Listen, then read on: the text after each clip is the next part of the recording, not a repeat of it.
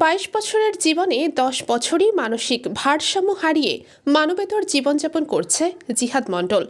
গত ৩ বছর ধরে রয়েছে শিকলবন্দি। পঞ্চম শ্রেণী পাশ করে মাদ্রাসায় ভর্তি হওয়া জিহাদ এখন নিজ বাড়ির একটি কক্ষে শিকলবন্দি।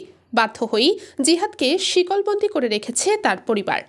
যখন ছাড়িয়ে দেয় চাচা চাচি বাপ মা কিছু বাঁচে না, এক দাবড়া নিয়ে চলে যায়। সেই মানে আমার আটজনে খুব করে, ও যে কিসের বিদিন কি দেয় কিসের বিদিন কি করে সেটা তো বলা যায় না। আমারও খুব কষ্ট লাগে। আমরা যে পাশের ঘরে থাকি, ও রাত্রি যখন এরকম করে সেখানে আমরা দৌড়ে দৌড়ে উঠে আসি, বুঝছেন। জানা গেছে প্রায় ১০ বছর আগে পারকুল সরকারি প্রাথমিক বিদ্যালয় থেকে পঞ্চম শ্রেণী পাশ করে জিহাদ মণ্ডল পরে বড়াট ফাজিল মাদ্রাসায় ভর্তি হয়। তারপর থেকেই মানসিক ভারসাম্য হারিয়ে ফেলেন। আমরা দুজন একসাথে পড়ালেখা করছি ক্লাস 5 পর্যন্ত। যখন 6-এ ওঠে তো তখন হচ্ছেন আপনার একা একই মানে আপনার সব কিছু ছাড়িয়ে দেয়, মানে ঘরকেন্দ্রিক হয়ে যায়, মানে কোনো জায়গায় মেশে না।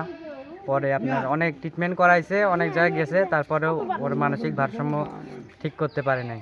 গত ৩ বছর ধরে নিজ কক্ষে শিকলবন্দি জীবনযাপন করছেন। শিকলের তালা খুলে দিলে ভাঙচুর ও মারপিট শুরু করে জিহাদ। বাধ্য হয়ে ছেলেকে শিকলবন্দি রাখা হয়েছে বলে জানান জিহাদ মণ্ডলের মা জাহানারা বেগম। আমি যে মা ওর সামনে আলোচনা না, সেই বহাবো কৃষির মধ্যে যে কি দেয় ভাষা এই দেওয়া যায় না। তা আমি এখানে বিচলে কাটতেছি দাওয়াতে, এখন দেখে আমার শুকিয়ে গেছে। আমি এই পাশটা দৌড়ি ওই বাড়ি মাছের তলে যা পলাইছি, সেখানে একটা মানুষও বাড়ি না, ওই বাড়ির এটা ছেঁড়া ওই লোক শুয়েছিল। পরে কাছে এসে না মিন্টু বাড়ি আছে, করছে যে হচ্ছে এটা জিহাদ আমার মারিয়ে ফেললে বাড়া। আমি তো মাছের তলে গেলাম, ওরা 2-3 জন আসিয়ে তো দৌড়ে ওই গাছের সাথে বাজিয়ে থুয়ে গেল। ওই যে ওই কদল গাছে বাজিয়ে থুই মানুষ মারা তারা করে, তারপরে যে একদম ছিটে বাজিয়ে থুইছে। জিহাদকে সুস্থ করতে বিভিন্নভাবে চিকিৎসা করিয়ে অর্থনৈতিকভাবে নিঃস্ব হয়েছে তার পরিবার। পরের বাড়ি পরে দেখায় আর বাপ কারণ টাকাটাও প্রচুর ফেলেছে। আমি এই দেশে শোনেন, আমি টাকা আউজুটা হাতে হাইছিলাম না, আমার বিটা আউজুটা হাইছিলাম, কিন্তু আমার আর এখন সাত দিতে কুলাচ্ছে না। টাকার অভাবে এখন জিহাদের চিকিৎসাও বন্ধ হয়ে গেছে। দিনমজুর বাবার আয়ে কোনো মতে খেয়ে না খেয়ে সংসার চলছে বলে জানান জিহাদ মণ্ডলের দাদি আমিনা বেগম।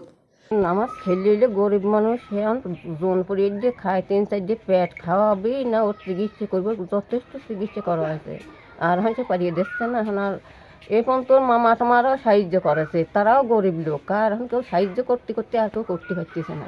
এখন শিকল দিয়ে মারিয়ে থোয়া হয়েছে ঘরে। 2 ভাই ও 1 বোনের মধ্যে জিহাদ বাবা মায়ের দ্বিতীয় সন্তান। শিকলবন্দি ছেলেকে স্বাভাবিক জীবনে ফেরাতে চোখে মুখে চিন্তার ছাপ মা জাহানারা বেগমের। জিহাদ পূর্বের ন্যায় আবার সুস্থ হয়ে ফিরে আসুক, এই চাওয়া পরিবার ও এলাকাবাসীর। আমরাও চাই যে জিহাদ যেহেতু আমার বয়সী, তো সবাই আমাদের সাথে মিশুক, আমাদের সাথে চলাফেরা করুক। জিহাদকে চিকিৎসা করাতে সরকার ও সমাজের বিত্তবানদের কাছে সহযোগিতার আহ্বান জিহাদের পরিবার ও স্বজনদের। আমরা তো সবাই গরিব মানুষ, জানেন, আমার 5 টাকা দেওয়ার মতন কোনো ব্যবস্থা নাই। চিকিৎসা দেখা যাচ্ছে যদি সরকারি বাবদে যদি কোনো চিকিৎসা দিত, আল্লাহ যদি ভালো করে ওর, তাহলে আমাও ঘরে ভালো। আমার বিটার যদি এখন একটু সরকার একটা চিকিৎসা করতেন, তাহলে আমি একটু ট্রিটমেন্ট করে দেখতাম। আমার আর সাত দিতে এখন এর পিছনে টাকা খরচ করার মতন নাই। সরকার যদি চিকিৎসা করে দেয় তাহলে ও একটু বাঁচতে পারে। যদি সরকার থেকে এর কোনো ট্রিটমেন্টের জন্য যদি খরচ বহন করে তো তার পরিবার থেকে খুব ভালো হয়। জিহাদ মণ্ডলের সুচিকিৎসার জন্য সহযোগিতার আশ্বাস দিয়েছেন উপজেলা নির্বাহী অফিসার মোহাম্মদ রিফাতুল হক। জিহাদ মণ্ডল তার বিষয়টি আমরা সম্প্রতি জানতে পেরেছি। তার বিষয়টি খুবই মানবিক। সে হয়তো আর্থিক অসচ্ছলতার কারণে সঠিকভাবে চিকিৎসাও পায়নি।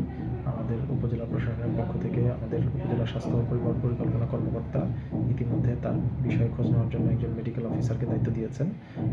আমরা চেষ্টা করব যদি সে মানসিক রোগী হয়ে থাকে তাহলে হয়তো আমরা পাবনায় যে মানসিক হাসপাতাল আছে সেখানে সরকারিভাবে সুচিকিৎসার ব্যবস্থা রয়েছে। আমরা চেষ্টা করব যে তাকে সেখানে কোনোভাবে চিকিৎসার আওতাধীন নিয়ে আসা যায় কিনা সেই বিষয়ে উপজেলা প্রশাসনের পক্ষ থেকে চেষ্টা চলমান থাকবে।